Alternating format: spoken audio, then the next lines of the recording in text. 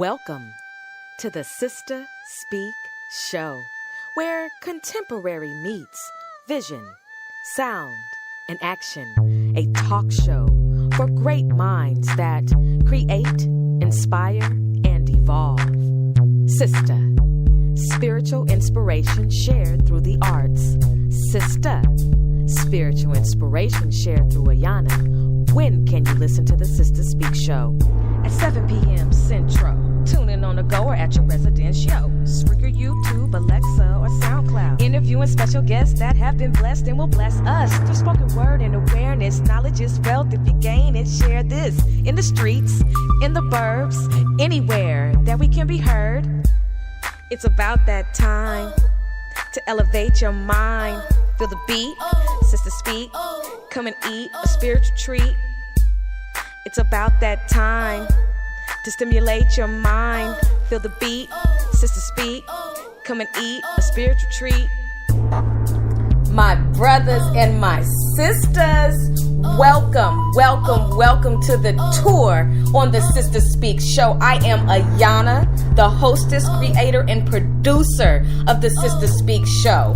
Recorded live and on demand in Dallas County, Texas, Cedar Hill, Texas, to be exact. Oh, my brothers and sisters, I'm so excited to talk with you tonight. My brothers and sisters, live tonight on the tour. My special guest, your special guest, Bilal, my brothers. I've been telling you this. Bilal, remember Bilal from The Boys, now a part of the Sons of Light? Yes, Down My Heart, Lucky Charm, A Little Romance. He said, yes, brothers and sisters, and he'll be live on this show. He'll be calling in. So I know I need you to stay in tune and tuned in for this show. Welcome to all of my first-time listeners, and welcome back to all of my regular listeners. Brothers and sisters, I have a huge announcement. The Sister Speak Show is now syndicated on Amazon Alexa. Big ups, right? I mean, that's like real major. So I thank you for your listening support. I thank you for everything that you all have done to help make this show be what it is. My special guests are absolutely phenomenal. So for all of my first-time listeners, let me explain to you just a little bit of how we work the Sister Speak Show. The Sister Speak Show airs live and on demand Sundays, Tuesdays, and Thursdays. But guess what? With everything going on, you can pretty much almost catch it any day of the week, depending on my guest schedules. So listen, we have the platform, coming to the stage, the culture climate, the tour, which you're listening to tonight, as well as the laugh line. Oh my gosh, brothers and sisters, when I tell you that the lineup for November and December is on fire, it's on fire. So listen, what you'll get is special guest interviews, okay? You'll get live performances, in-studio interviews, and live on location reports. The special guests who will be on the Sister Speak Show are dynamic and are impacting the community with their passions. The Sister Speak Show is a talk show that will keep your mind and soul informed, energized, and encouraged. This is a cultural renaissance platform, my brothers and sisters, that influences a climate that is conducive to who you are and who you should be. No reckless entertainment, just responsible listening, nourishment, my brothers and sisters. Now listen, we don't go dumb. We just don't, okay? We go wisdom. On this show, we make the known known. We don't play around on this show. I mean, local, national, international. We have people listening from in Australia, Jamaica, and of course the United States. So I'm really excited about everything that's taking place. Now let me tell you about this funky beat and this new intro that the show has. Kingdom Child Recordings. Derek Ben Israel, executive producer of the Sister Speak Show. He made that beat, brothers and sisters. Oh, he's dope. And when I tell you that the fire and the gas that's coming from him in the near future is going to have the whole game changed, it's going to have the whole game changed, okay? We had to do something special for this show. You know, you can't keep everything the same. You have to constantly upgrade and elevate. Now, I know you all know some history about the boys. I know you remember them. They were every little girl, every brown girl's favorite group. I mean, They came into our lives. They took our affections and we rocked with them. We loved every song. We loved the brothers. And you know what? These brothers have grown up and they are doing well for themselves. They are still working in their passion, still working in their gifts and really expanding, through to another continent as well, with Africa and really doing some great things. So they're traveling in and out, and I don't want to tell all of what they have going on because that's what my brother's coming on the show for. But these brothers are dope. And like I said, what a blessing to have begged my mother to get me the tape, because that's back in the day we would listen to tapes and we had Walkmans, okay? Begged her, she got it for me, and I probably played it out, and we used to talk about them in high school, when we were in school, and just like, oh my gosh, like the boys, it's no different than any other generation, listening to New Edition, Troop, Shy, Mint Condition, like, you just hear these brothers, they have dope music, and you're just like, look, I'm rocking with you. And back in the day, we used to get the Word Up magazine, and, they'd have the little posters and everything, and you could read articles, and it was just, we were a part of music history. So tonight, brothers and sisters, this is really big. These brothers are a part of music history, and honor is due where honor is due, right? And so I'm really grateful that the Most High God allowed me to conduct this interview tonight. It's huge. So, just a little fact, Down My Heart came out in 1988. Do you remember where you were in 1988? Let me tell you where I was. I was in the 8th grade in 1988. 8th grade, where were you? Oh my goodness. And right after that, we had the 1989 earthquake because I was living in California when Down My Heart came out. And the debut single obviously was with the boys, and the single was on a Motown label and was a crossover hit for the group. And I got this information off of Wikipedia. I don't ever want to plagiarize. All credit due to who I pull my sources from. So when he comes on, we're going to talk about his journey, his passion, what he's doing now. We just want to vibe out with the brother. You also, my brothers and sisters, can chat live. That's right. You can chat live with us this evening. Ask respectful questions. Keep it 100% grown and mature, and I know you will, because my listeners are very intelligent. My listeners are wise. My listeners are doing things. They are impacting the community. I don't have to really lay out any type of rules for my brothers and my sisters when it comes to the Sister Speak Show. You can pretty much tell by now that I don't take any mess. That's right. But we keep it smooth and funky. So listen, before he calls in, how has your week been? What you been up to? What you been doing? Are you pressing through? I want you to be encouraged. I know that right now many of us are in some trying seasons.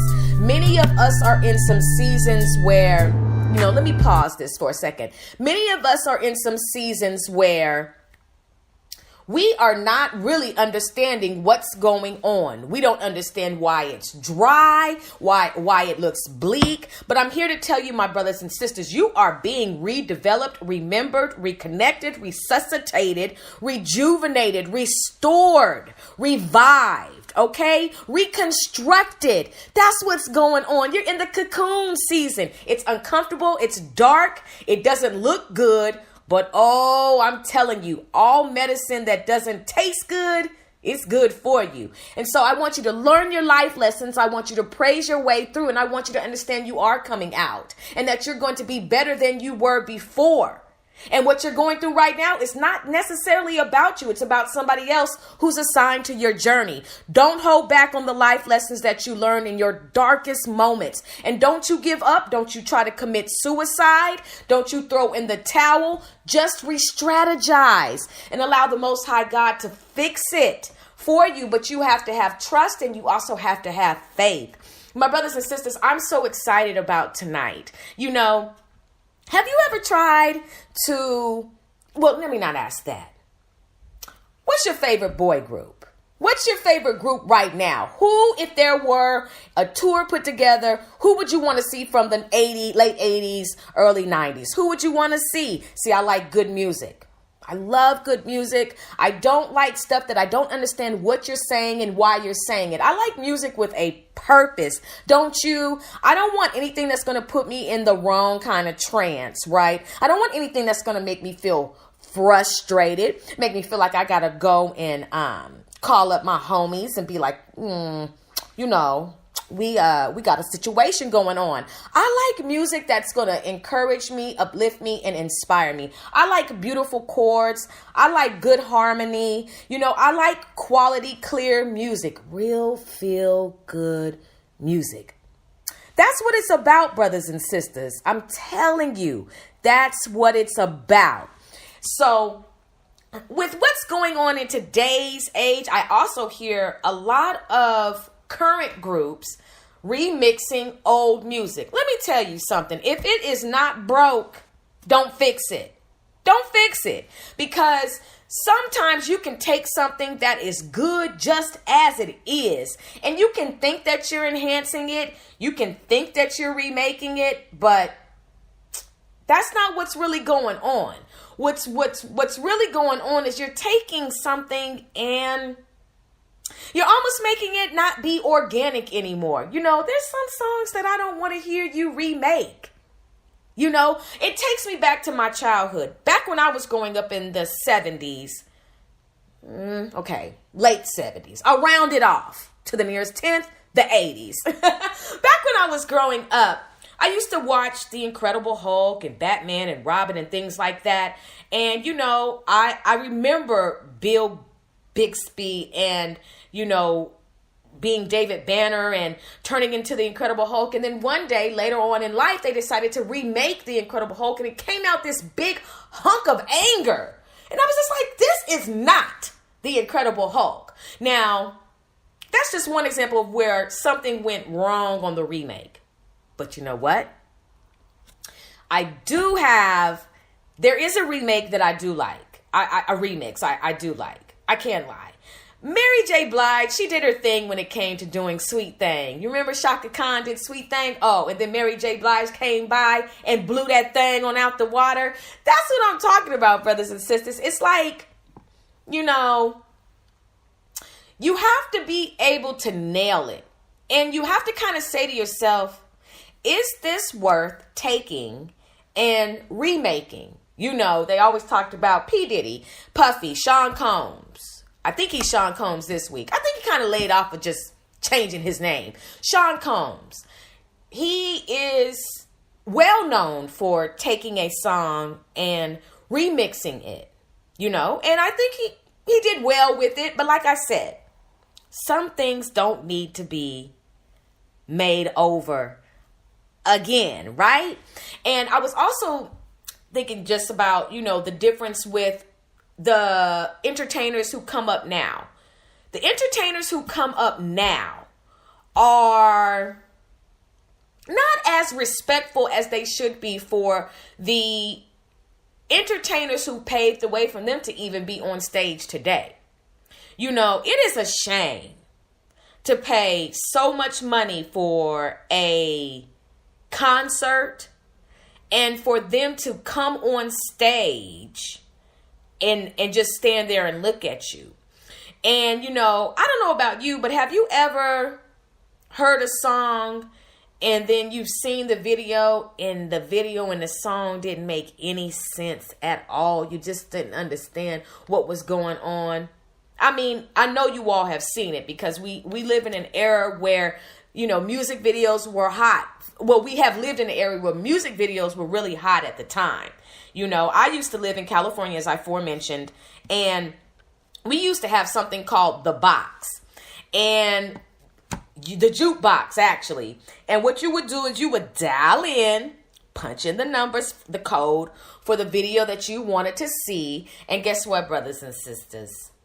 Oh, they would play the video. And so I just remember all the time I'd be watching the TV and I would see, you know, the code come up. I'm like, oh, okay, cool. I didn't get to call in. And I remember also begging my mother, please let me call into the box and request a show.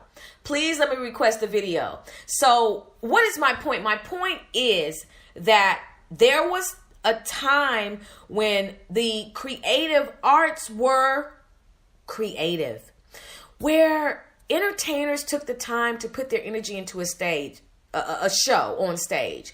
Now I watched, I've seen the Grammys, the BET Awards, Hip Hop Awards, and things of that nature. And I'm not going to say that the creativity has fallen off, but what I'll say is that I think people are using microwave creativity and not really taking the time out to say, you know what? Okay, we have 8 months until the next award show. This is what we're going to do. We're going to really present something to where the audience is engaged. Because the last thing that you want to see,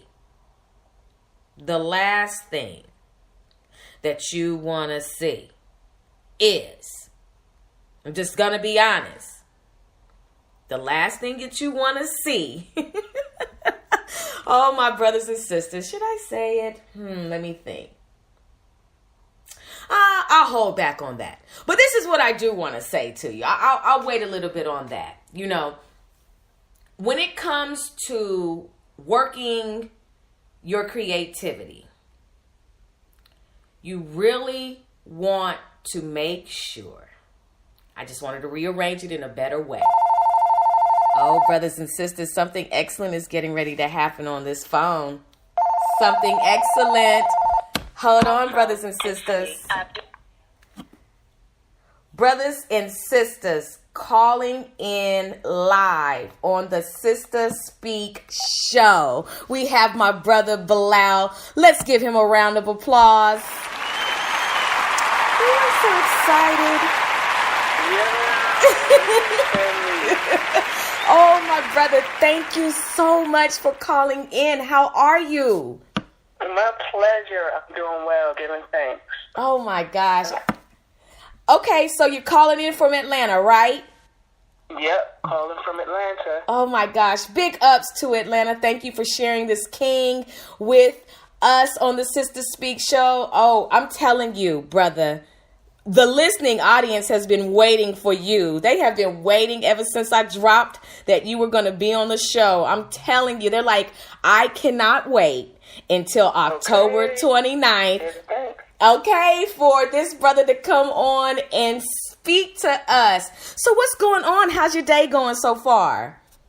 Yeah, everything's going well. I mean, it's been kind of hectic getting my boys ready for school tomorrow, some little costumes and stuff. And, but yeah, and my youngest son, he turned 2 today as well. So had a little celebration for him. Yes. So yeah, everything's good. Yes. Well, congratulations on you being obviously what sounds like an excellent father. They are definitely blessed to have you as a parent. And I'm so glad to hear that you are extremely active in their lives. It's just like you've grown up before our eyes.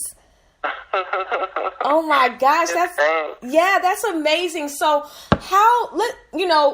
I know who you guys are. I've followed you all. I'm not gonna lie. When I was a younger girl, when you all came out, it was such a blessing to see, 4 brothers on the scene doing their things. And when I tell you, every little girl, every brown girl absolutely adored you all when you all were on TV. We adored your music. And like I said, I am speaking for several women and even young or brothers who listen to you guys. We really support you and we applaud you all for your history in the music industry. Oh, man, we definitely appreciate it. And, we appreciate all the love, and we appreciate, it's hard for me to call them fans, but I would call it fam, Yes. All the fam that's been following us through our journey, from the boys to the Sons of Light, to we're coming forward again, we're about to re-emerge again, so... Yeah, and our journey through Africa and everything, everybody who's been watching and waiting, for us to come forward again. Yeah, it's happening soon, inshallah. I'm going to be following every minute of this. This is amazing. So let's just get right into it. The boys, what made you four brothers decide to come together and take the music industry by storm? Like, how did you all get together? Well, first of all, of course, we're all brothers. Yes. Same mother, same father. All praises. And the story goes that it was a Father's Day, and we were trying to figure out what we wanted to get for our father. And our mom, she said, "Why don't you guys go out to the beach and perform and put a hat out, for donations, and you could take them out to dinner, get them something." So that's what we did. And I think we made at least like $150 or something that day. So our father was so proud of us that he took us out to dinner, and he began to bring us back every weekend to perform. And initially we just innately loved music, and our parents would always play a lot of Motown music around the house, your Michael Jacksons, your Stevie Wonders, and we loved the New Edition, so we would imitate all of that just around the house when we were very, very young. So we wanted to be a group. We wanted to be into the music early. So, and also they would buy Hakeem some little drum machines and little music equipment. So he would be producing at 7 and 8, and just making little beats and stuff. So basically, once we started going back to the beach, we started getting dance routines together, and we really honed in our performance. And then after a while, someone discovered us on the beach. They saw us out there, and they decided they asked us to do a demo for them to shop to a few different record companies. So we did that, and they shopped it to MCA. MCA picked us up, and then they merged with Motown. Wow. So we became one of the first artists on the new Motown. Yeah. Oh my gosh. Yeah, and then after us came, your ABCs and your New Edition, and your Boyz II Men, and there's a few different ones that were on the new Motown. So that's kind of how it progressed. That's how it happened. That is amazing. I thank you for sharing that story. See, you guys went out there by faith, the love that you have for your father. You went out and, to go out there for the first time and earn over $100, that's pretty big. And then, for it to be consistent. And then one day you go out there and the rest of your lives are changed because, your journey, somebody was assigned to your journey and was like, no, you brothers are absolutely dope and talented. And then you're telling me that Hakeem was, producing at 7. You guys were talented and gifted, and it was just a matter of time, when you, of course, no problem. When you guys came to the new Motown, what was that experience like? I'm sure you met so many different, celebrities, artists and things like that. What is it like being so young amongst all those, big time celebrities? But obviously you guys being celebrities yourself. Yeah, it was amazing. It was amazing. Just to be able to meet some of the people that we pretty much idolize, you know, and it's interesting, even Stevie Wonder, my mom was like his first girlfriend as well. So there was already a connection there with him. So once he saw us up there, he was like, "Oh, Angie." He did a song for her actually on one of his albums called Angie Girl. Oh, wow. But he was very instrumental just in giving us guidance, and he was, there for us in that way as well. And so it was beautiful. And also, we went out on the Motortown Review tour. And with that, we made some strong bonds, like with MC Trouble. Yes. Which, for me, that's like my god sister. Like, I love her so much. Yes. Like, rest in I peace. Spent so much time with Trouble. Like, yeah. Rest in peace. Inseparable. Rest in peace. So, yeah, R.I.P. Definitely. Yes. So all of the artists on that tour, we made a strong bond with, and with all of our tours, like a lot of the artists that we toured with were very supportive. They were always giving us guidance, and looking out for us. Even your Bobby Brown. Some of the ones that I would always point out that were very positive and had a very positive, strong influence are Heavy D. He was so positive, and would always sit us down and give us a positive chat, Heavy, MC Hammer. Wow. He was on that same tip as well. I know Mr. T, he's always been very positive as well. Just out of all of the people, these are some of the ones I would point out. Right. So, yeah, it was always like that. They always looked at us as like little brothers. Yeah. That's and amazing. even Mike Tyson, he was very.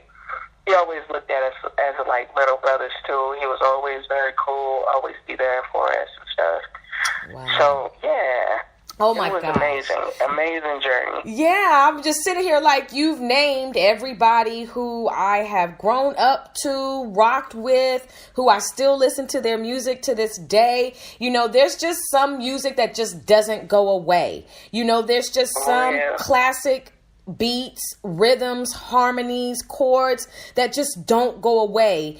And, you can still pop it on 20 years later, 15 years later, and it still sounds probably even doper now than it did then. But it's just like, music there's just some music, like I was mentioning before you called in, there's just some music that you just don't touch. You don't remake, remix, remodel. You leave it as is. One thing I was just curious about is with you all being so young and gaining such notoriety, such popularity with so many young girls, how did your parents protect you all from the girls? Because I know they were, I know they put on their Nike shoes and were chasing the tour bus. I know that you all were like, oh my gosh, whoa, how did you guys deal with that?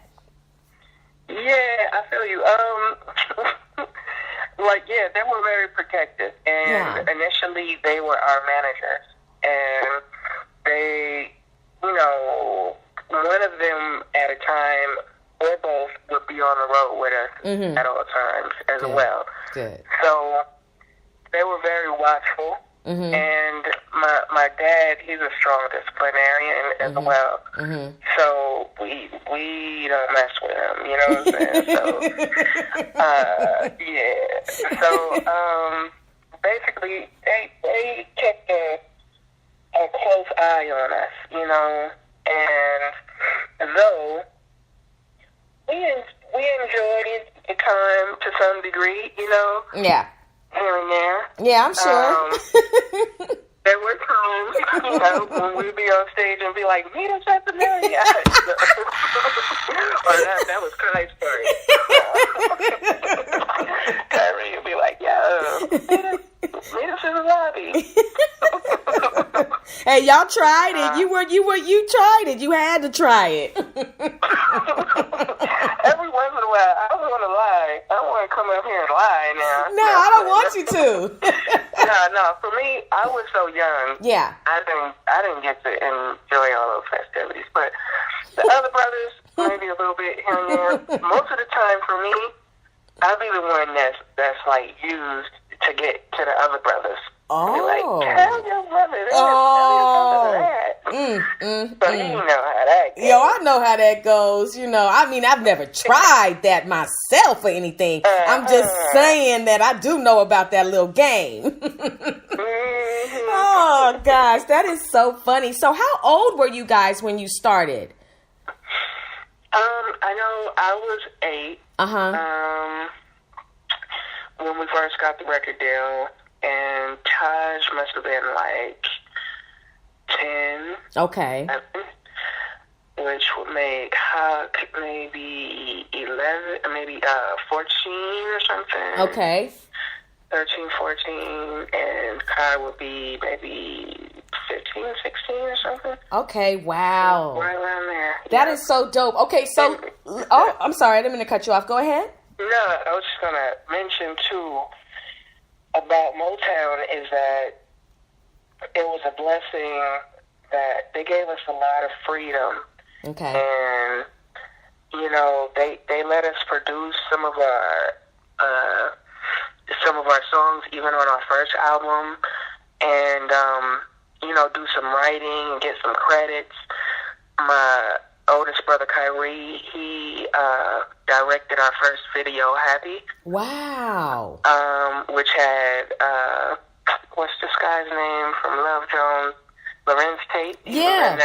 And Tiny Liston, Tebow, whatever his name is. Debo. Mm-hmm. Yeah, Debo, yeah. He was in that video. Wow.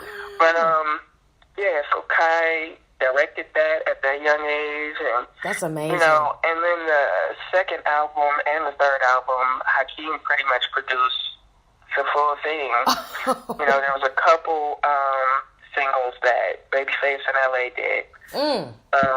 But, yeah, so that was a blessing. And even down to the artwork and the video treatments, like, we had a hand in on all of that, you know, amazing. As well. So it was a real blessing, you know, to have that openness, you know, to be creative with them. Right.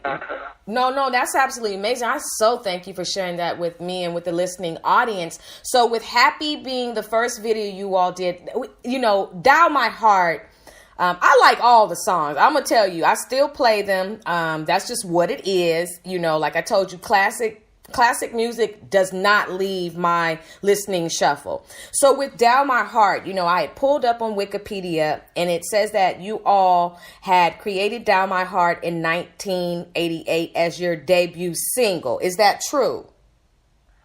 Yes. Okay. Okay, so tell me about Dial My Heart. What was the inspiration behind that song?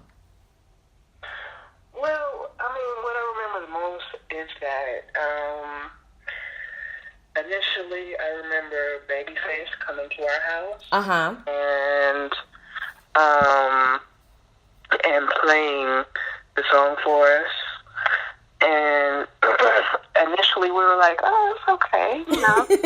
But then after a while we kind of got into it, you know, and kind of liked it. And then Rosie Perez, she would come over. We started coming up with the routines and stuff. And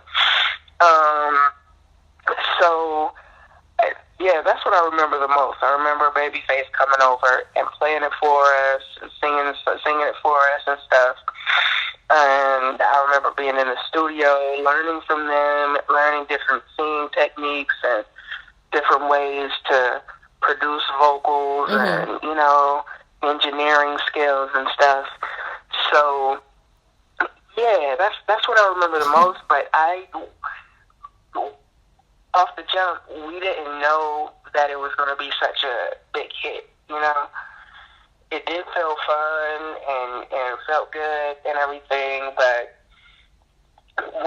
once we did the video, then we started to see, like, okay, you know, this could hit, you know. And everything just moved really fast from there.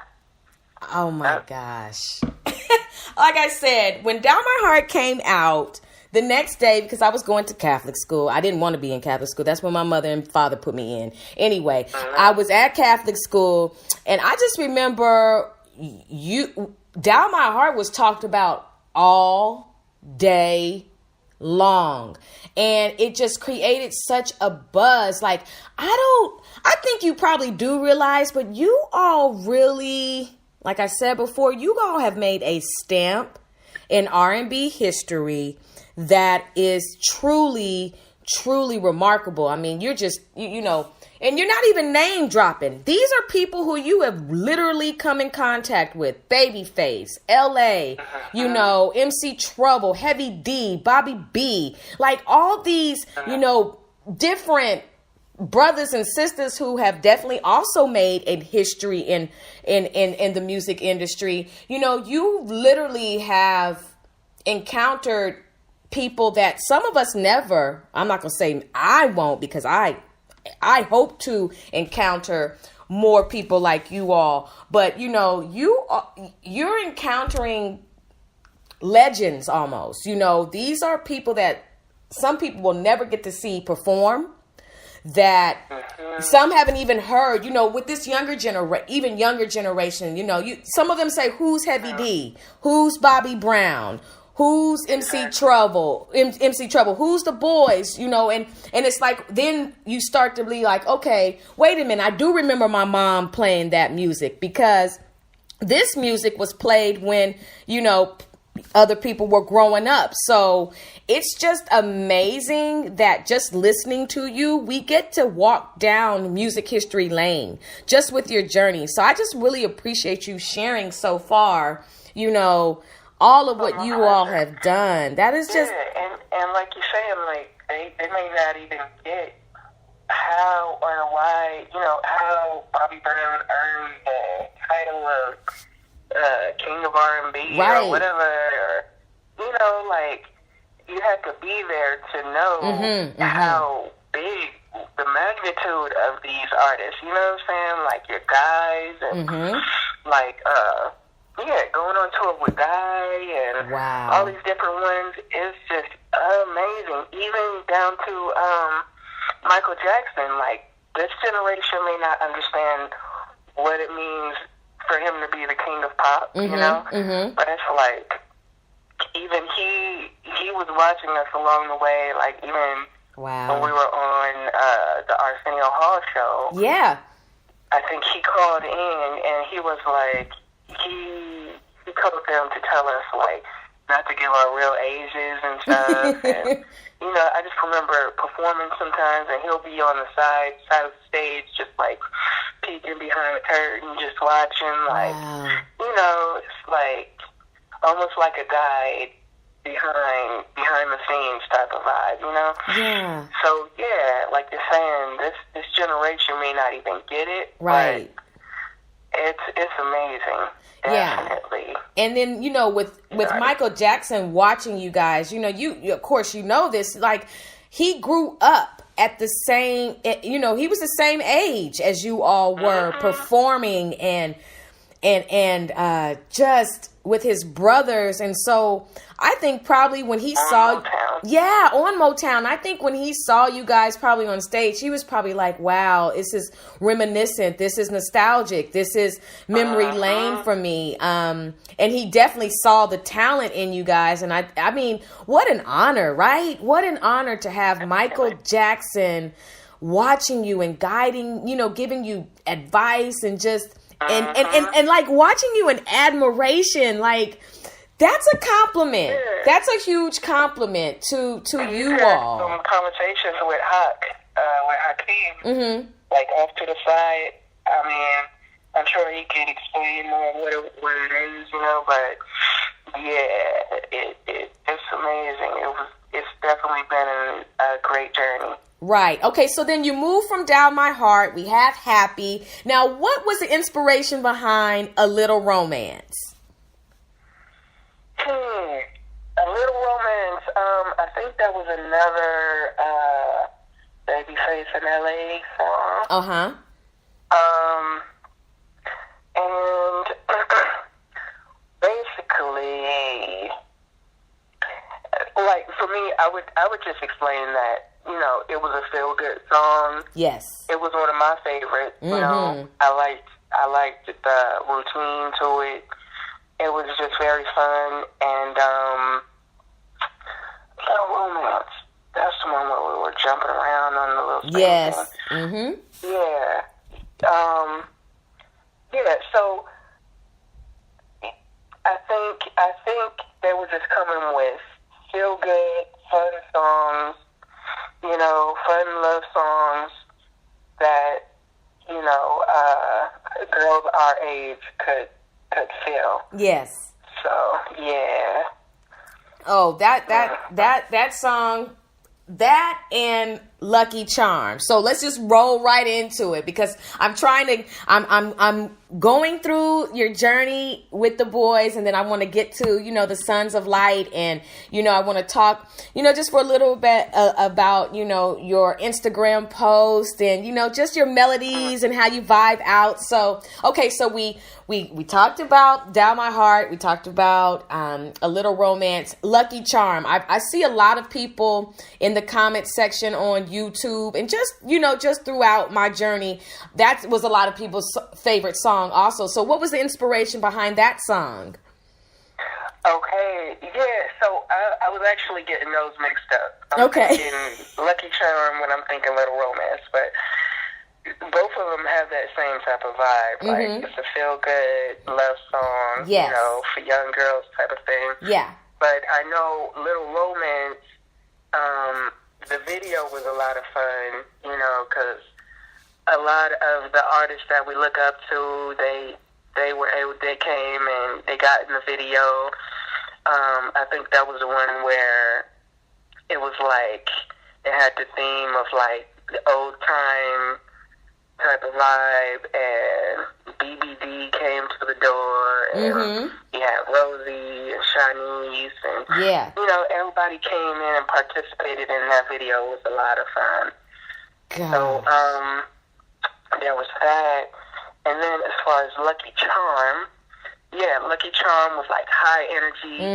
That's what I'm saying. That's like one of my favorites as well. Like the dance steps and everything, even the video.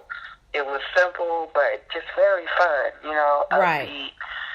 So yeah, that's definitely, you know, a favorite, and hopefully, you know, once we do re-emerge, you know, we'll be able to do some of those throwbacks live for the fam. Oh my gosh. I'm telling you right now, brothers and sisters, when this reemergence takes place, I plan on being front and center. I don't know about y'all, but we've been waiting, my brother Bilal. We've been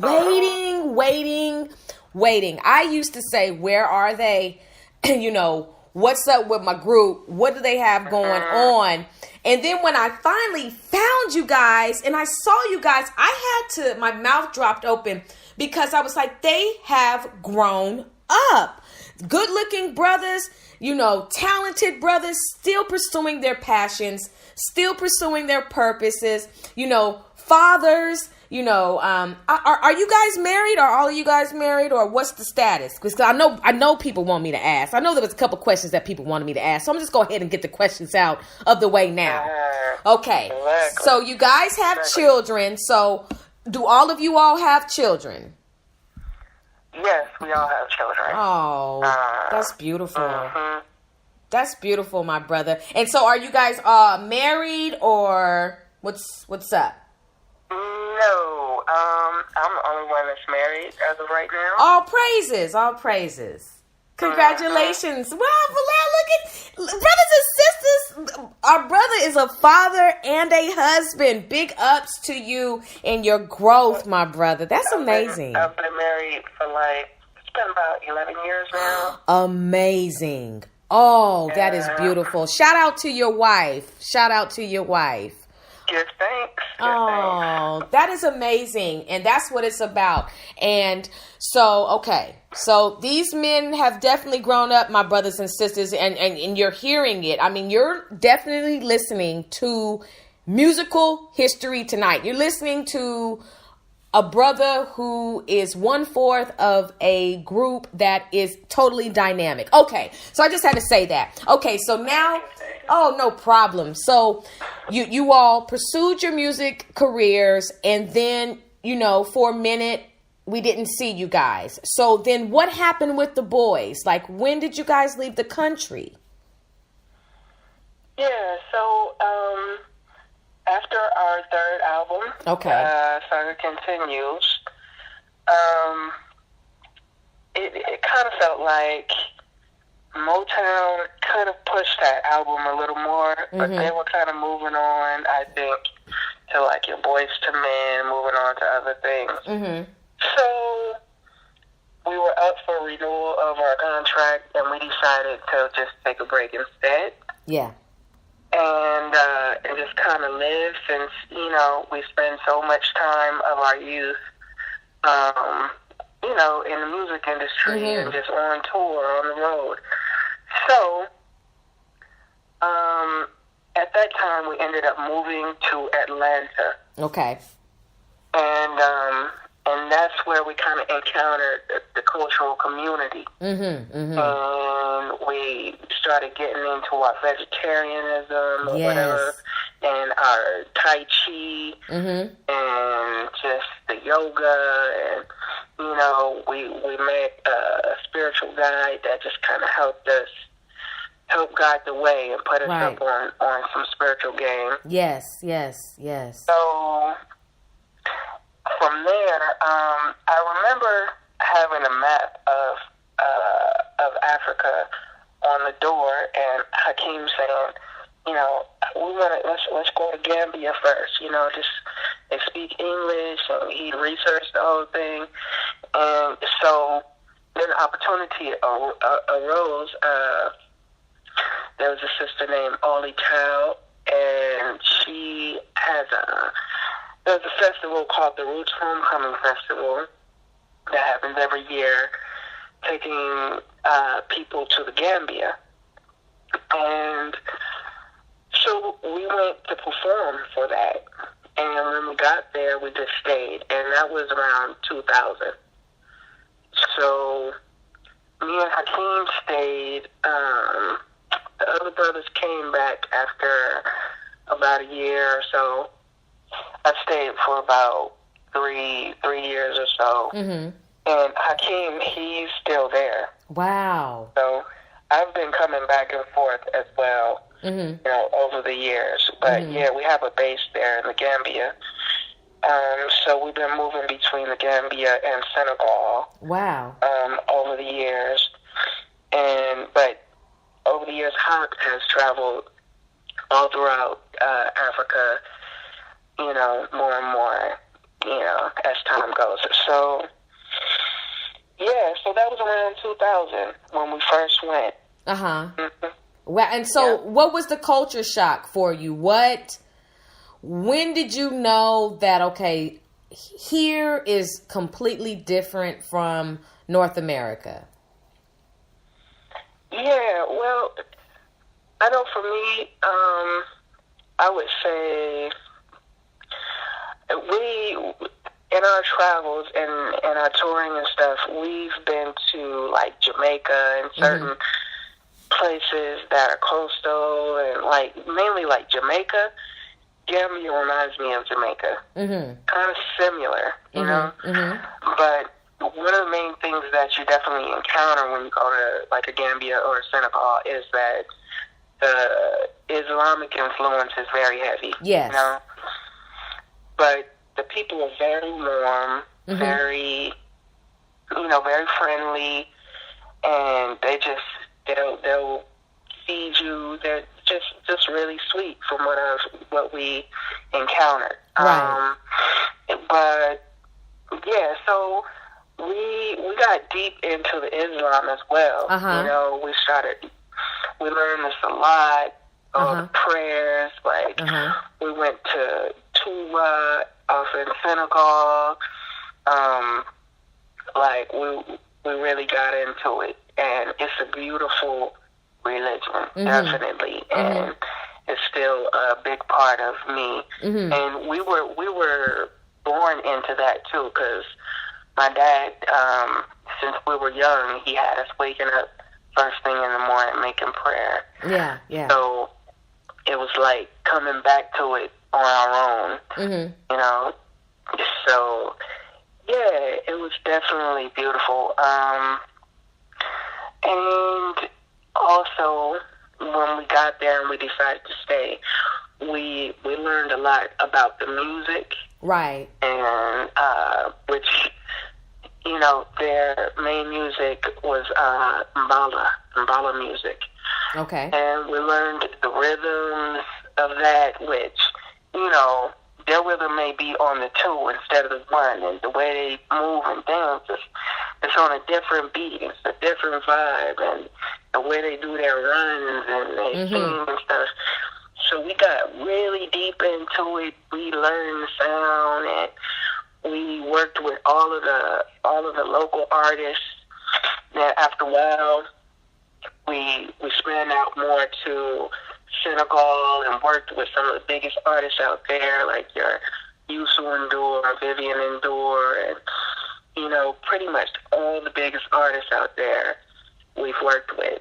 So, you know, over the years, we became kind of some of the go-to producers on that side, definitely. Wow. And so with the music culture over there versus, you know, the culture in the United States, do you think that there's more of a musical appreciation for instruments in Gambia and in those areas versus the United States? Because I listen to like some of the music and you know, the chords and just the specific type of instruments, and I just think that there's a difference. You know, like there's more of just a different type of energy and a different type of vibe that the music, you know, in Africa produces versus out here. You know, it just seems like it's more in touch with the soul, if you kind of get what I'm saying.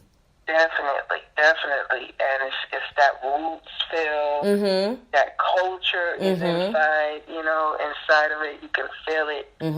It goes back so far and so deep. You feel the culture so rich. Yeah. You know, you got the djembes and, you know, so many different instruments that they use out there. And it's interesting how the music, like, goes with the dances as well. Right. Like, they have the Sabar rhythm, which goes with the Sabar dance, you know? And they have different rhythms that go with different dances and stuff. And so, yeah, they have the different instruments. They have your kora, riti, which is kind of like a violin, African violin. Okay. Yeah, like, they got the talking drum.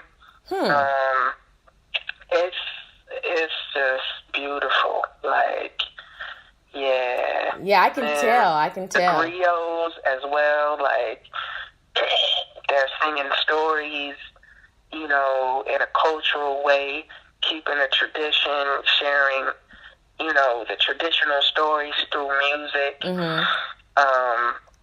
And then there's also the side of it, like the Islamic, you know, singing as well, which is just beautiful. Like, you know, they sing the azan, the call to prayer, like all of that.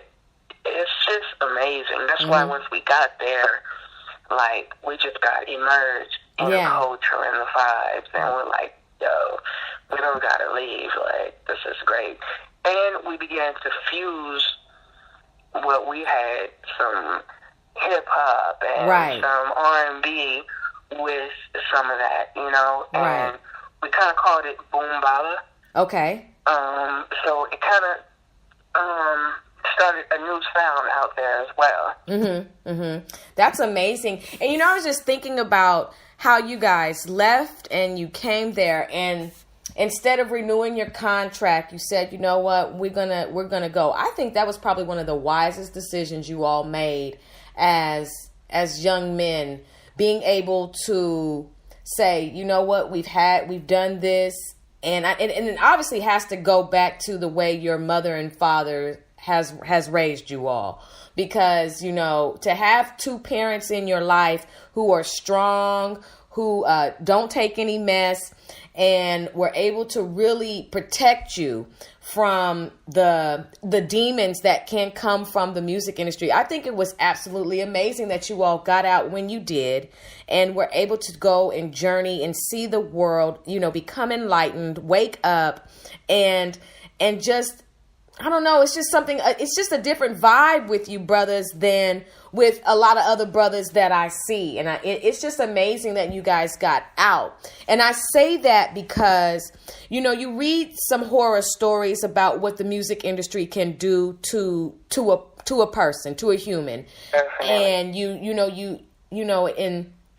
watch BET and you watch TV One Unsung and all these other type of shows, and you get to, for an hour you get to watch, you know, and listen to the journey, the trials and the tribulations and the triumphs that come from, you know, being in the industry.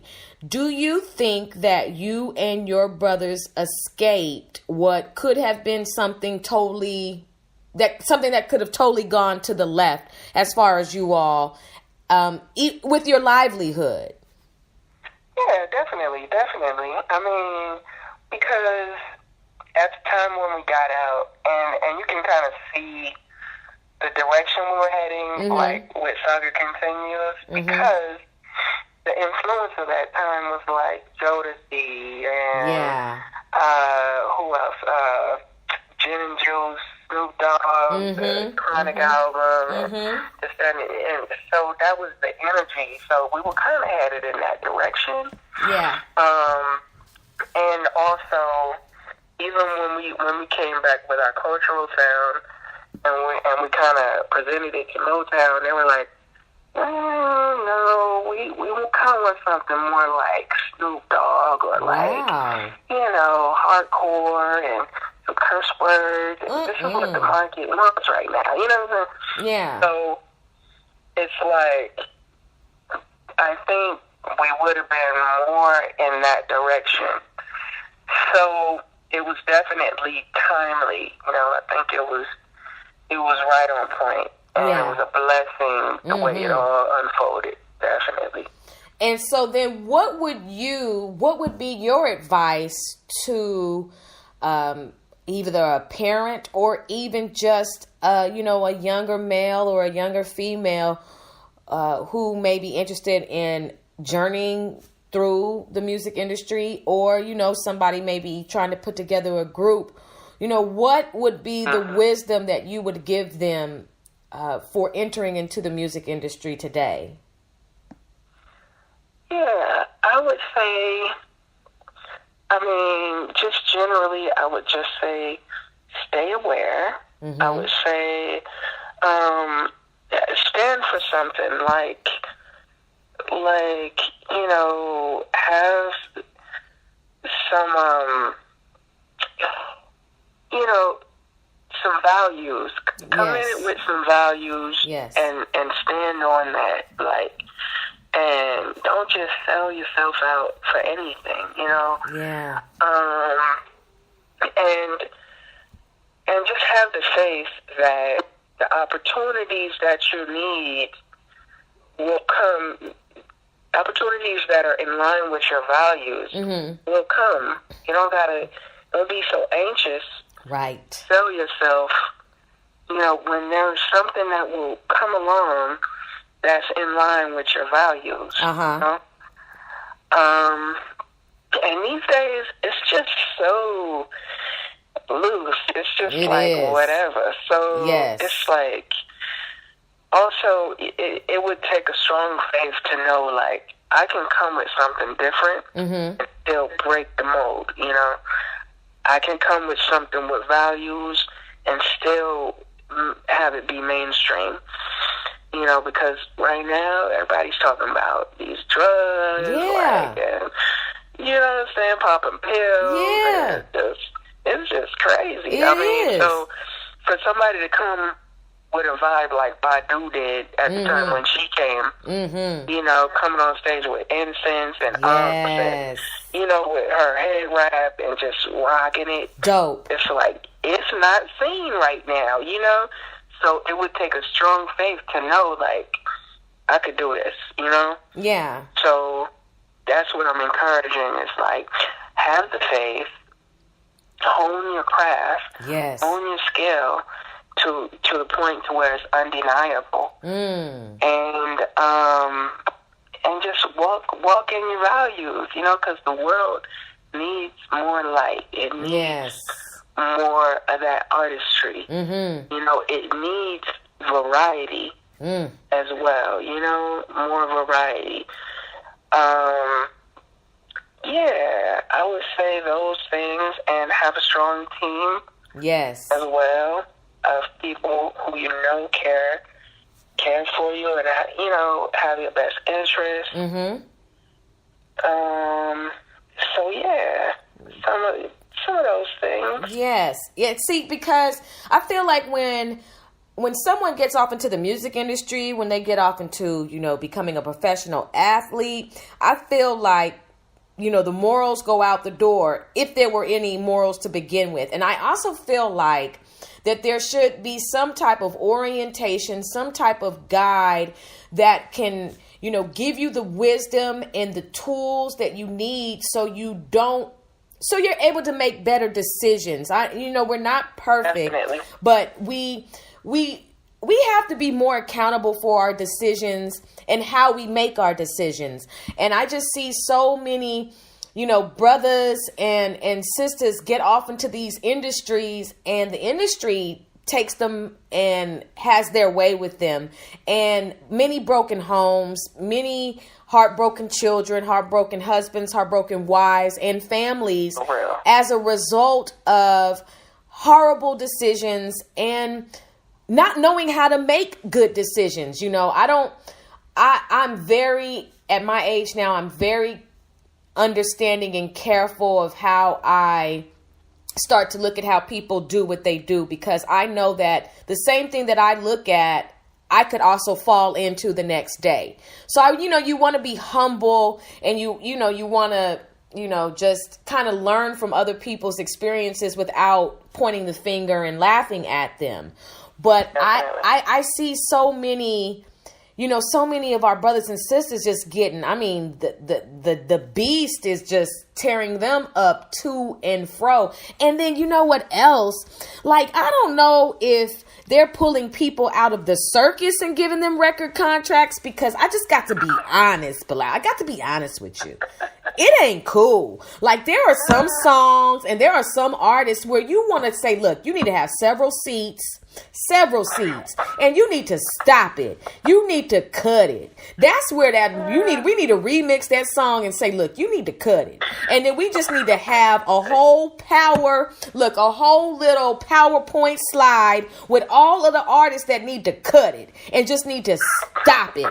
That's just my opinion, because you got to be honest with people, Bilal. You got to let them know, look, this ain't working, bruh. This ain't working, sis.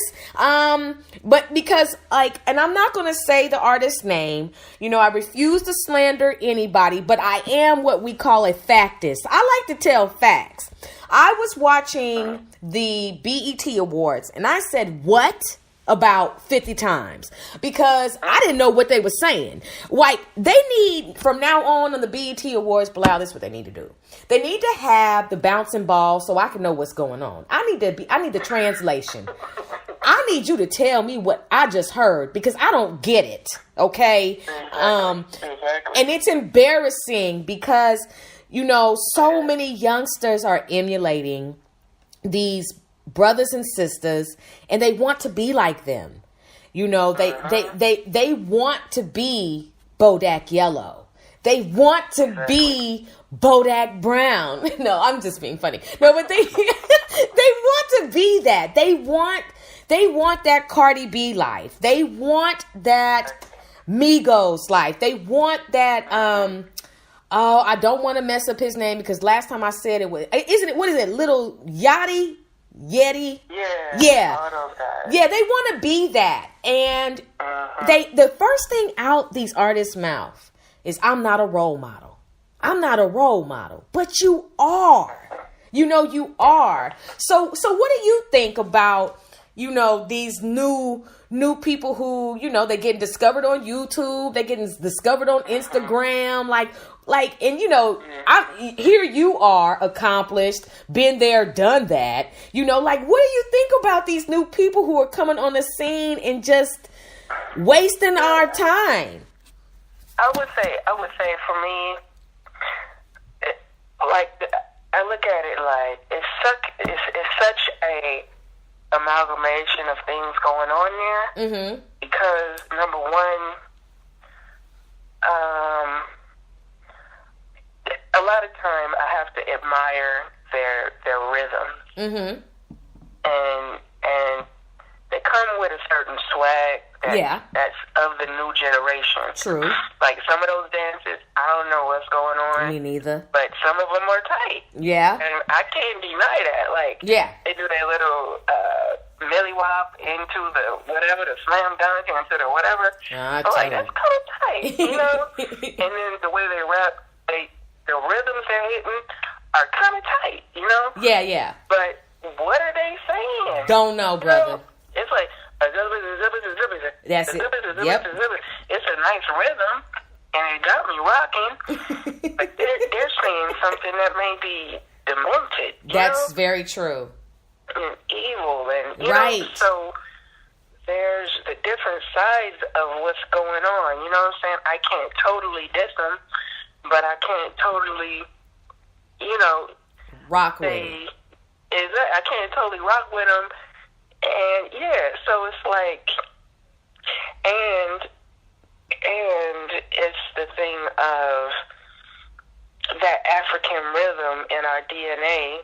True. Where we like, yo, that beat is killing. Mm-hmm, I mean, some of the beats are kind of simple. Yeah. Rhythms are hitting our DNA in such a way to where it's like, we're not listening to the music, but we're rocking with it, and it's like, whoa, hey, what's going on here? Whoa.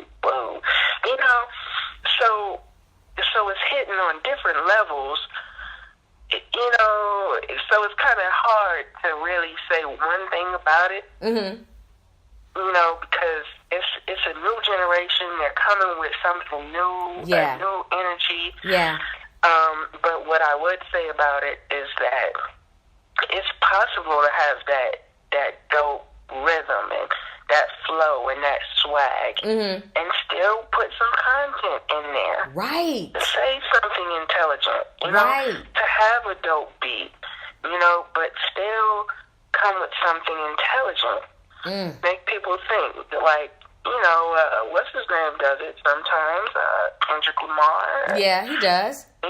And Chance. Cole, different ones and ones. Chance the Rapper.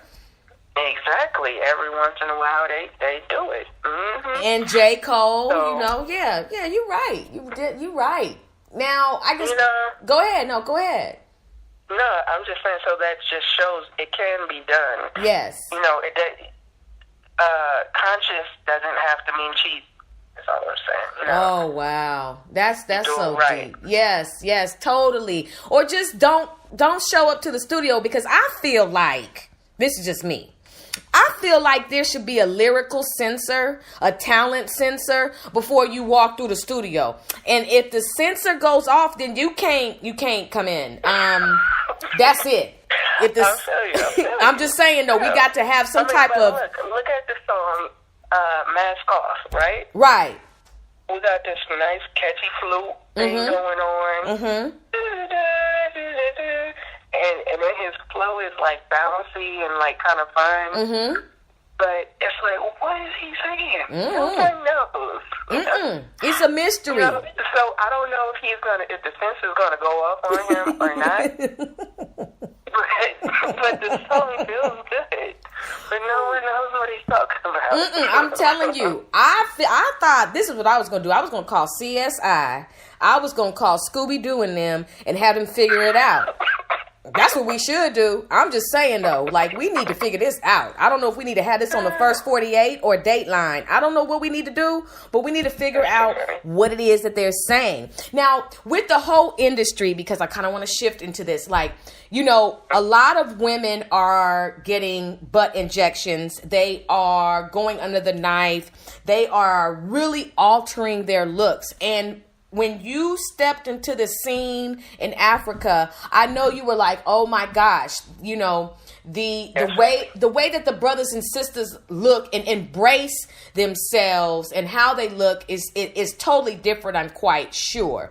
But one thing that I do know, no matter where you live, that beauty is something that is highlighted. So what do you think? What do you think it is in this day and age that would have this whole phenomenon of the butt injections being a part of the package when performing on stage? Exactly. I mean,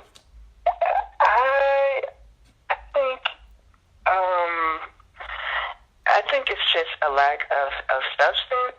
Mm-hmm. As far as, like, when there's no culture, Right.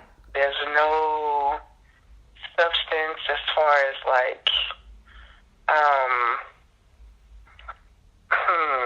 like, even if it's faith, culture, some type of substance, Mm-hmm. then where there's not any of that, then there's just ghetto and just Right. ratchet.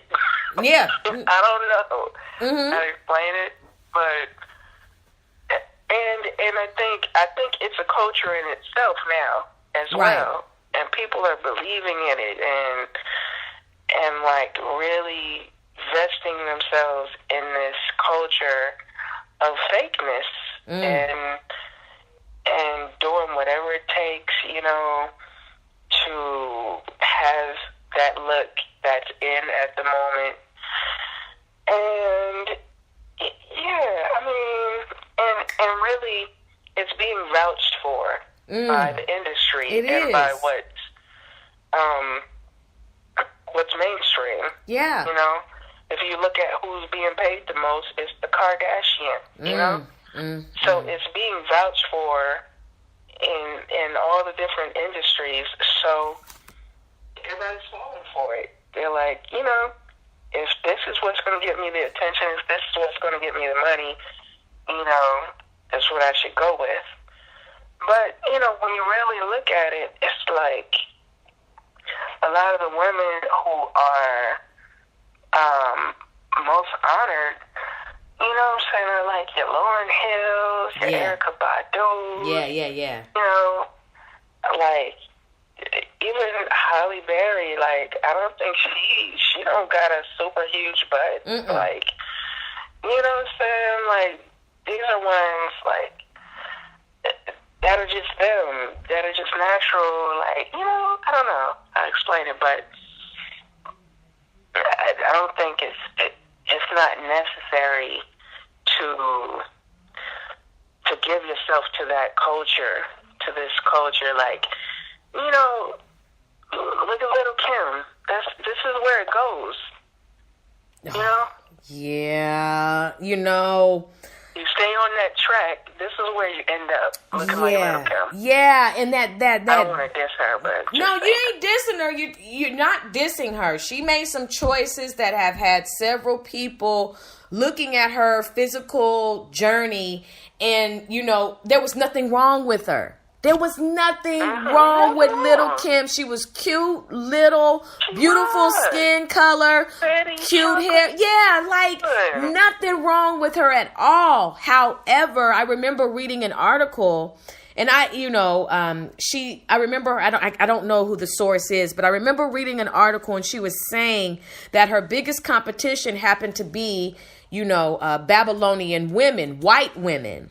And so she was cheated on by her man cheated on her with a European looking woman, and it really devastated her. So that began her journey towards creating this European, quote unquote, white woman type look, bleaching the skin, wearing the blonde hair, having the nose look a certain way, because she wanted to be who she thought her man wanted.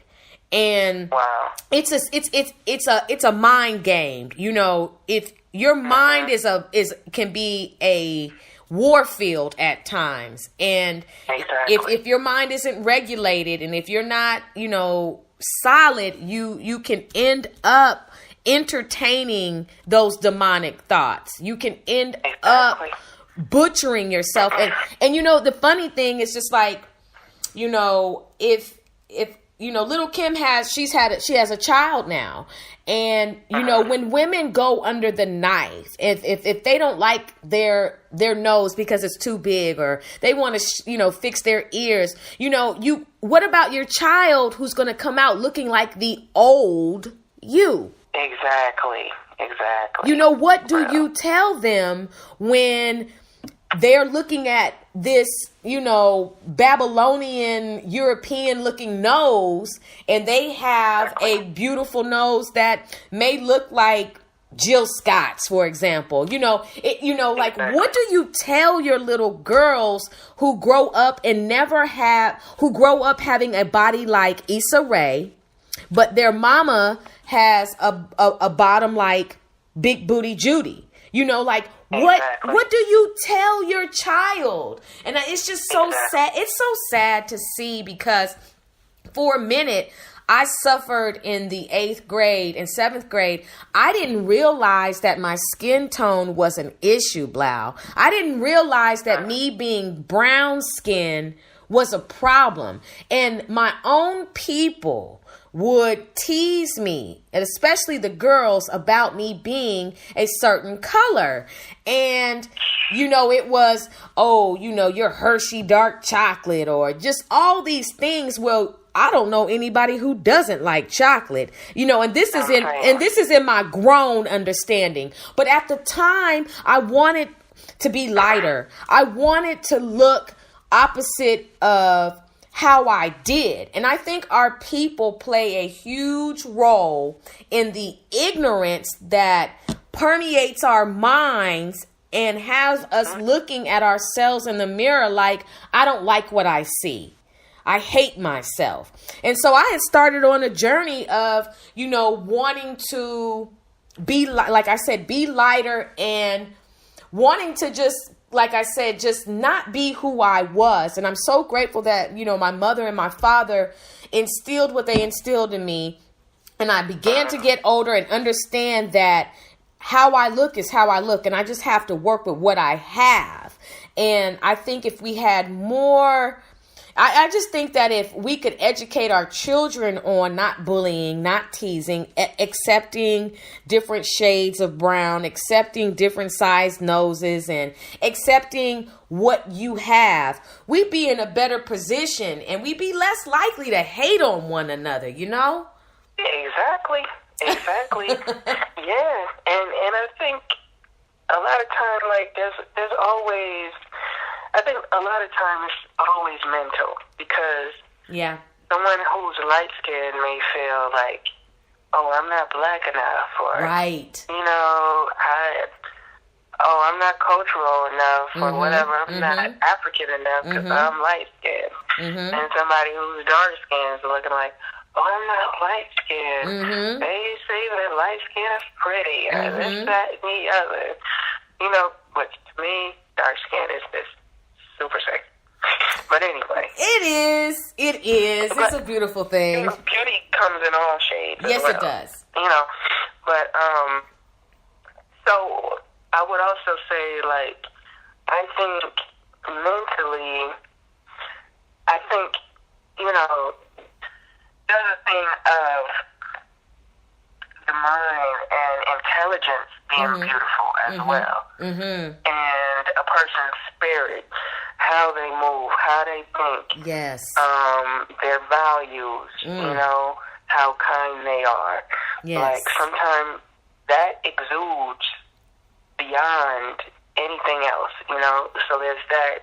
And then there's, like, mentally, how a person carries themselves. Like if I look at, like, a Lauryn Hill or a Erykah Badu or a Jill Scott, like, they carry themselves like queens. Like, their whole energy is like, I'm a queen type of vibe. Like, you gonna respect me as this queen, you know, on this level. So it's like, whether if they got a big booty or not, or if they're big boned or whatever it is, their energy perceives them. Yes. You know what I'm saying? Oh, yes. So, yes. I think those are key things as well. Just the mind and the intelligence and it is walking with dignity. And yes. That's something I see also in Africa as well. It's like they might not have much, but they have a pride in their culture, and they walk with a certain dignity. That's beautiful. That's just like, wow. That's beautiful. It's amazing. So, you know, even though out there you see a lot of them, or some of them, dealing with bleach and, you know, that type of stuff, the influence carries all the way out there as well, you know? Right. But, yeah, I think, you know, that mental thing is a big point as well. It is. It truly, truly is. Because like I said, you know, if we spend too much time trying to please other people, we're going to miss out on our entire life. We really are. Definitely. And carrying yourself with dignity, carrying yourself with a sense of awareness and having an energy, like you said, you know, you nailed it perfectly. I couldn't have said it better. Those are the qualities. And I have grown to learn that, because, you know, if you can't carry a conversation, I'm not going to, it's hard to keep me, because intelligence supersedes anything else. I need to know that you can last in a conversation. I need to know that you have diversity in your conversation. You have to come with subjects. And, you know, not be afraid to be human, and and being your organic self, and that's what to me is the most impressive. You know, when you're meeting somebody, oh my gosh, Bilal, like, you're super dope, and you're like just super intelligent, and I'm just like amazed at like what's happening right now. So, you know, I don't want to. We will be getting off the phone, but before we do all of that, like, I want to know, like, how soon will you all be emerging and coming back on the scene? Because I don't know if the tickets are going to be $1,000 each. I don't know. You know, I just need to know if I need to start saving now, or, you know, but like, when are you guys are planning on, you know, busting out? Because I want to be there. Exactly. Yeah. Well, we have some material ready. Okay. And we're working on more as well. But I would definitely say this coming year. We're coming forward this coming year, definitely. Oh, gosh. Ooh, brothers and sisters, like, do you know that like tingly feeling you get when you know like something really good is getting ready to happen? You just get all excited and you're just like, ooh, that's what I just experienced that. And I know you all did too, because I know several people are like, look, you need to come to this state. You need to come here. You need to come here. You know, I just need to make sure that you brothers come to the Dallas, Texas area. That's the same. I would love to be able, just like I'm sure a million other people, but I think that's what's taking the time right now. We're trying to find the best way to do it, and everything is different now with the music industry industry and how things are released and how money is made with music and everything. So we're just really trying to get the best strategy. And right now we're coming independent. Good. So we just getting the perfect strategy. Good. And, Good. you know, you may see it in a different way. You may see like something that I posted recently. Hawk has yeah, I saw that. a track that he's dropping. So you may see it a little bit here and there leading up to the group, you know? Okay. Ooh, I'm so excited. Yeah. I'm so excited because I saw it. I saw the video and I was like, oh my gosh, the beat, the song, the vibe. It's just like, my brothers are back. Like, I mean, you guys never left, but my brothers are they're like coming on the scene. Like, you guys, like brothers and sisters, you guys don't get it. Like, we're getting ready to see what real talent is. Okay. You haven't been seeing it as much, but you're getting ready to see what real organic talent sounds like, looks like. Oh my gosh, I'm like so excited about that. Okay, so what else was I going to ask you? Because this was, let me see. Okay, you guys are going to emerge. It's going to be, I was watching on accident Love and Hip Hop. Okay, I was watching it on accident. I was watching it and I saw that Lil Fizz was trying to get B2K back together. Okay. And yeah, I've heard about that. And, you know, Omarion was like, not doing it. I'm good because he's got his own solo thing and it's working for him. And so, you know, they had asked Ray J to come in and fill in for Omarion, and Ray J was like trying to change it to Ray 2K. Oh, no. Oh, goodness. And I can't remember what the other one was. And I just thought that was so, you know. That's too funny. That was too funny. And, you know, what do you think keeps a group together? You know, what would work for you all coming together, for, you know, the Sons of Light coming together? Like, what keeps you all working together as a group? I mean, I think for us, it's mainly because we're brothers. Yeah. You know? And, you know, so we have to work with each other. We have to talk to each other. And, you know, though I think that, in the end, you know, it's the love for the music. And I think once we come forward again, I think it's going to be something that's very genuine, you know? It won't be like we just hopped on the New Edition tour or the Escape tour just because we low on money or whatever. Right. You know, we're going to come, you know, we may drop some Sons of Light tunes. We may drop a little bit of this, a little bit of that. You know, hit y'all with some Du Bois, you know, the whole nine. But it's going to be something organic.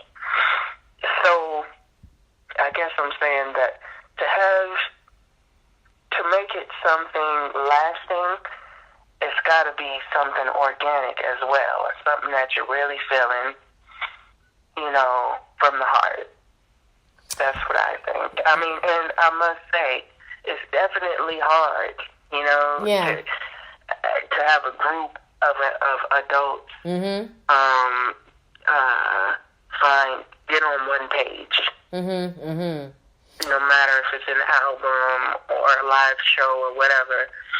So for me and the brothers, it definitely hasn't been easy, and we're still, you know, finding that right harmony. Yeah. But it's coming together. That's and beautiful. It's coming forward rapidly. That's beautiful. That is beautiful, because I was just thinking about when Genuine, Tank, and Tyrese came together. I was like, now they're going to fight over who's going to do the who, yeah. You know, who's going to... No, exactly. It's because they all have like the same sound. I know that group was probably like, I don't know how we gonna do this, but I'm really excited to hear, you know, you guys emerge and come back and the new sound. And I really think that's amazing. Now, I'm gonna be honest with you. A lot of people were saying to me, well, you know, why aren't you interviewing all of the group? And this is how I do what I do. I respect each brother individually and collectively. And I want to know your specific journey, your outlook, how it went for you, how you saw things, how you developed. You know, to me, I look at each ingredient is important in making the cake, for example, if you will. You need the eggs, you need the oil, you know, you need the flour, you need all of the contents that come together to make a cake. And I can't just, you know, to have had you guys all on together in this season, particularly, it would not have worked because a lot of people, they do want to hear you guys individually. So, you know, that's no shade to Hakeem, Taj, or Kyrie in any way, shape, or form. I want them to come on to the show. You know, I just wanted to I like to interview groups separately because, you know, you can just pull more out and nobody is, you know, getting slighted or anything like that. And so I just wanted my brothers and sisters to understand how I groove when I interview, you know, it's that, you know, I just wanted to get you guys individually, you know, because I definitely, you know, have reached out to Taj and Hakeem, and hopefully they'll respond and come on the Sister Speak show, and maybe you can, you know, say something to them. Hopefully, you know, I really would just appreciate, you know, just getting to know all of you all, especially my listening audience would. And, you know, that's why I do what I do. So, you know, Bilal, like, good thanks. I appreciate that. As the youngest, I would usually sit back in the cut. You know, if all of us were on, I probably would stay back. You know, so yeah, I appreciate it. Yeah, and I knew that too because see, I'm the baby too, so I know how that goes. And I was just like, you know, when you have a group on, there's going to be one that may talk more than the others, and I just didn't want anybody to feel slighted because this is how I see it. Like the Warriors. I like the Warriors, okay? I watch basketball. I like the Warriors. And one thing that I have an issue with the National Basketball Association is the whole term MVP. How can we just select one brother off of the team and say he is the most valuable player when the whole team is full of most valuable players? So I really, you know, that's just what I do, my brother. You know, all of you all are the MVPs when it comes to, you know, being a part of a music group who took the world by storm. You guys came on the scene and, oh my gosh, you have definitely left us impression in musical history. So amazing. So, you know, you know, I really appreciate you, you know, coming on the Sister Speak show. I appreciate you being on the tour. Did you have a good time on the Sister Speak show? Definitely. Yep, no doubt. Yep, I'm honored and I definitely appreciate it. Yep, and you know, a lot of the time, you know, even back in the day, you know, people will be like, oh, well, where's Hakeem? Or where's Kyrie? Or, you know what I'm saying? They looking for somebody else. So yeah, I appreciate it. Oh, God bless you. Bless you. No, I know exactly what you're saying. And my brother, you are definitely an MVP. You definitely have, definitely, like I said, you've contributed to the musical history in a way that, you know, is impactful. And then look at all the shoulders that you have rubbed, and look at all the people who got to say, you know what, I got to talk to Bilal. I got to hang out with him. You know, I got to see this brother when he was younger, and look at him now. He's a husband. He's a father. He's still pursuing the music industry. And by the way, brothers and sisters, he's going to give us his Instagram page.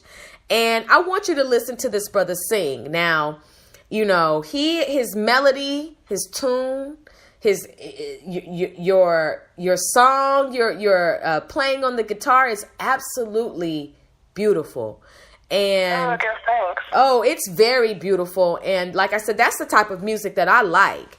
And, I want you all to definitely, when he drops his Instagram information and any other social media information that he has, I want you to, support this brother. I want you to be there when they come to your town. I want you to be able to say, look, I was able to listen to an interview with one of the dopest brothers, ever. And I want you to be able to remember this name, Bilal. He is dope.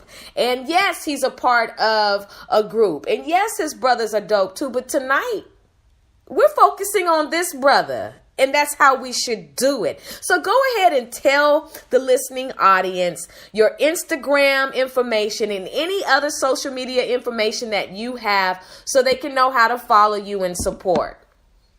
All right. Give thanks. Yes. For the positive encouragement and the positive words. Thank you. Yeah, so on Instagram and Facebook, I'm under Bilal Samadhi.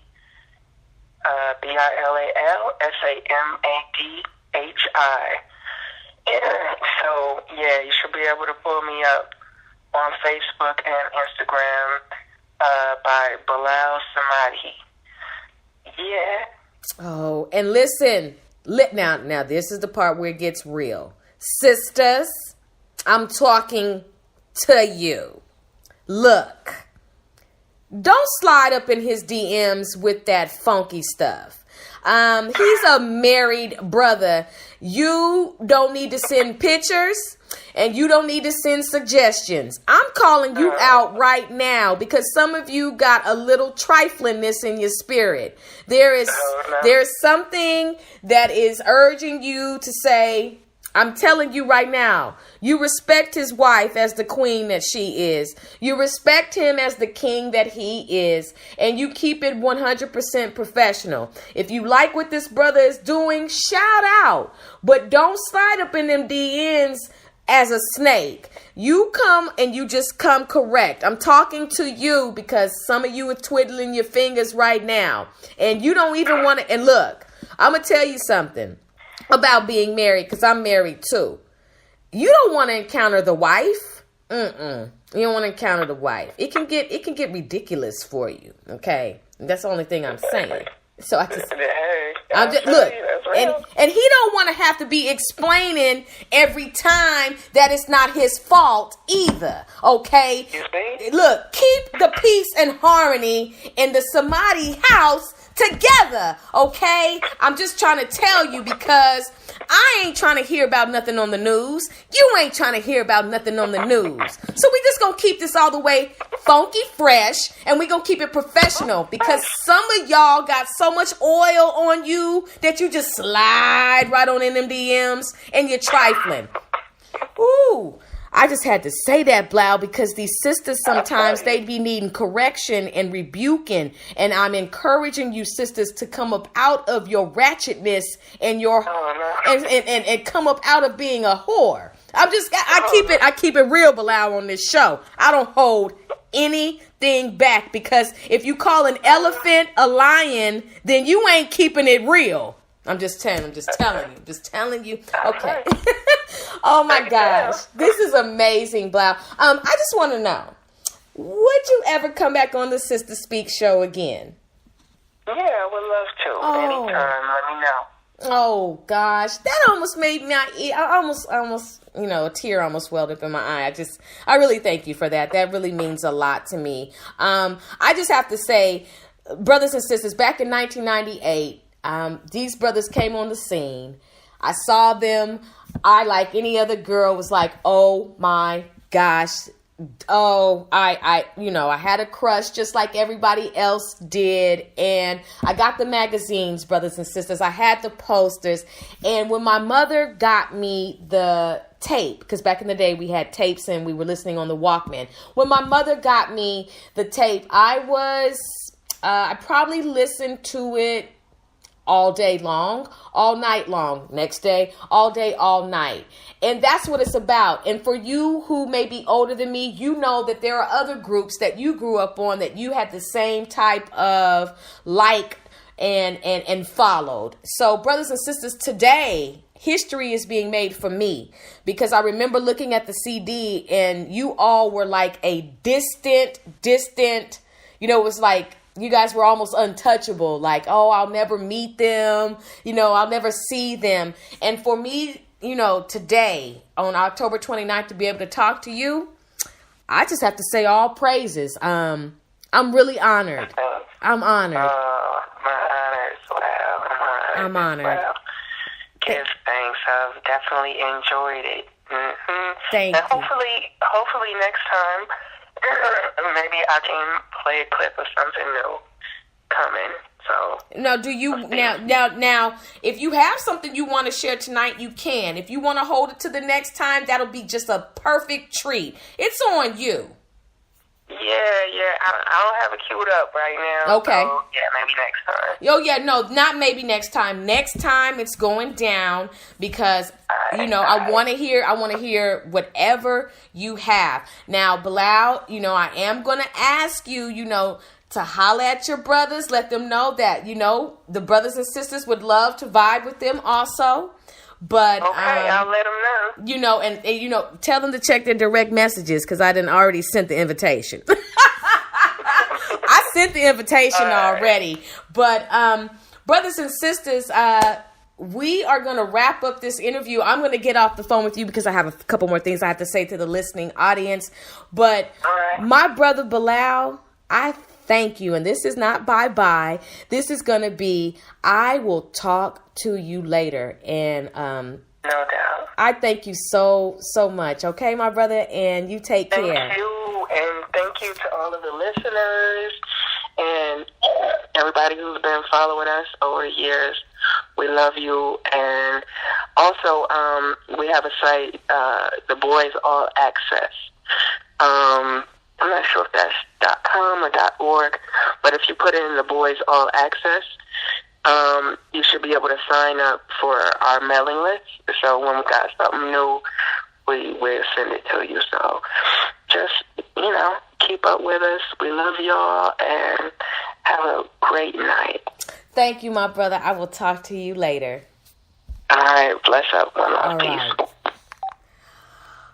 Whoo, brothers and sisters.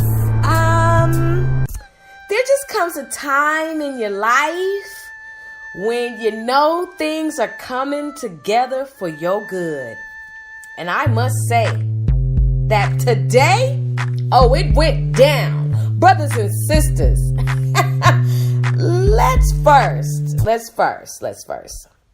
let's give a round of applause for my brother Bilal.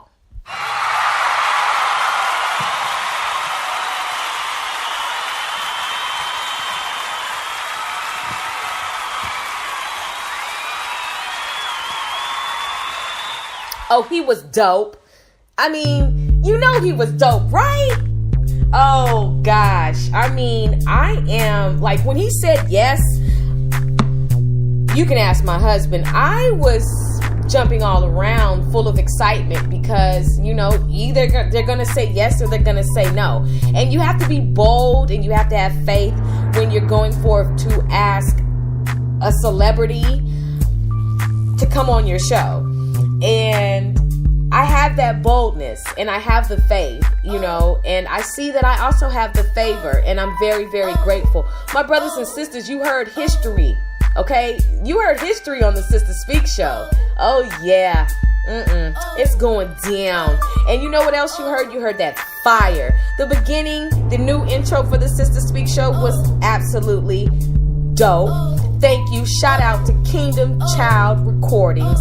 Derek Ben Israel, executive producer of the Sister Speak show. I love you so much, baby. I thank you so much for all of your support. You mean a lot to me. My husband's been listening to this show every single time, and he has really, really just been truly supportive I love you so much, and you know I'll see you later. Now, brothers and sisters, I don't mean to say my brothers and sisters, this is what's getting ready to happen on October 31st. Oh yes, the tour, Me Be Yoda He. Oh yes, he's coming on. He's coming on. This brother is a Renaissance brother, and when I tell you, when you hear his flow and when you hear his voice and all of what he does, you're gonna be like, oh yeah, he's dope. I'm telling you, the Sister Speak show is bringing out the dopest. We're making the known. This is a cultural renaissance platform that influences a climate that is conducive to who you are and who you should be. No reckless entertainment, just responsible listening nourishment. We don't go dumb, we go wisdom, my brothers and sisters. Oh, it's going down on the Sister Speak show. The lineup for November, fire. You're going to have to call the fire department.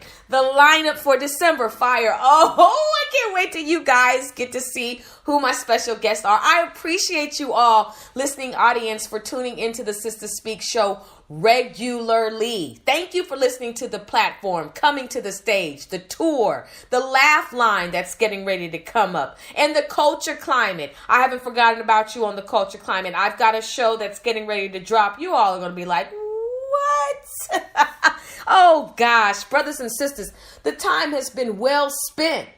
You just got to listen to an interview with Bilal, former member of the Boys, now a member of the Sons of Light, married, father, dope, talented, handsome brother, a king. Oh, history in the making. Brothers and sisters, we're going to go ahead and get ready to get off of the phone. Excuse me, not the phone. We're getting ready to get off of the Sister Speak show. We're getting ready to end this show. So tune in on October 31st, okay? And then I'm going to drop the lineup. You can go to SGT PGW to check out who's going to be on the Sister Speak show next. Not only that, if you're looking for artwork, okay? SGT PGW, professional gift work. I am also an artist, a creative artist at that. I do originals and I also have prints. My brothers and sisters, I'm also available to have my collection at your next gallery. Okay? I'm here for you. So direct message me or go to sistergoodthing.com to the contact page and submit your inquiry for what you're interested in, whether it's commissions, whether it's for voiceover work, whether it's for prints, whatever it's for. Go ahead and hit me on my contact page. And you can also direct message me at SGTPGW. And if you're in the local area of the DFW area, a touch of SGT, light home decor for your office, home, or event. It's custom-made centerpieces, affordable, sure to enhance your home, sure to be a centerpiece that people talk about. That's what I do. The time has been well spent, my brothers and sisters. Well spent. I appreciate you for listening to the Sister Speak show. This is your hostess, Ayana. It has been my pleasure speaking with you. And until we speak next time, my brothers and sisters, you take care. And I want you to know you are a king. You are a queen. So act like the royalty that you have been chosen to be. The Sister Speak show. And I'm out.